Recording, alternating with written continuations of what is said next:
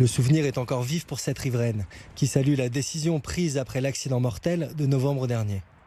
Moi j'habite juste au-dessus et dans le creux, ce pompier qui est décédé cet hiver, c'est dû à l'accident dans le creux de 8000 et je trouve ça très bien que ce soit limité à 110. Sabine a elle-même connu un aquaplaning.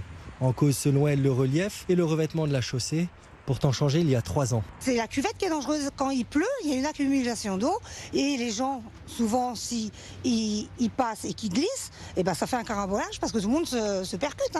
Alain vit lui juste au-dessus de l'autoroute.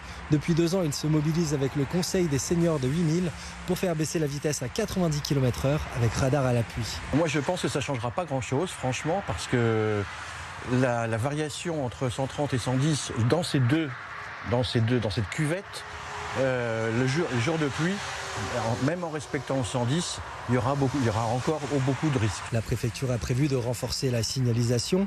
L'État propose aussi l'installation de radars de chantier. Les radars fixes étant jugés trop complexes à mettre en place. Vous savez que cette infrastructure autoroutière, elle est finalement assez ancienne. Sans doute les autoroutes, si on avait à le refaire aujourd'hui, ne seraient pas faits de la même manière. Donc il y a d'autres choix que d'abaisser la limitation de vitesse. Et puis j'ai demandé aussi que des panneaux soient très clairement indiqués pour inciter à la réduction de la vitesse par temps de pluie. Les autres problèmes soulevés par le Conseil des seniors sont le bruit et la pollution. La DREAL a été sollicitée pour installer des capteurs dans les prochains mois.